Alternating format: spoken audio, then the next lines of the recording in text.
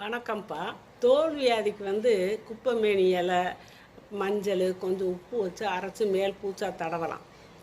அது தடவுனா ஆறும். இருந்தாலும் திரும்ப வரும். ஏன்னா குடலுக்குள்ளே சுத்தம் இருக்கணும். அதில் நிறைய அடைசல் இருந்தால் தான் அந்த மாதிரி அடைசல் கிருமிகள் இருந்தால் தான் அந்த மாதிரி உங்களுக்கு தோல் வியாதி வரும். அதனால நீங்கள் உள்ளுக்குள்ளேயும் மருந்து எடுக்கணும். அது என்னன்னா, ஒரு 5 வேப்பலை, புதினாவில் ஒரு 7-8 புதினா இலை 7-8 எடுத்துக்கோங்க. கொத்தமல்லி தழை சும்மா இவ்வளோ எடுத்து எல்லாத்தையும் சுத்தமாக அலசி மிக்சியில் போட்டுக்கோங்க. கொஞ்சமாக உப்பு போட்டுக்கோங்க. கல் உப்பு தான் போடணும். ஒரு 2-3 உப்பு கல் உப்பு போட்டுக்கோங்க. போட்டுட்டு எலுமிச்சம்பழம் சாறு இருக்கு இல்லையா, அதை 1 ஸ்பூன் அளவு ஊற்றுங்க. ஊற்றி நல்லா மிக்சியில் அடிங்க, இல்லாட்டி அம்மிக்கல்ல அரைங்க. அரைச்சி தண்ணியை ஊற்றி கலந்து ஒரு 1/2 டம்ளர் அளவு காலையில் வெறும் வயிற்றில் இப்படியே டெய்லி ஒரு 2 மாதத்துக்காக குடிங்க. நம்ம உடம்புல இருக்க கழிவு, ரத்தத்தில் இருக்க கழிவு எல்லாம் போயிடும்.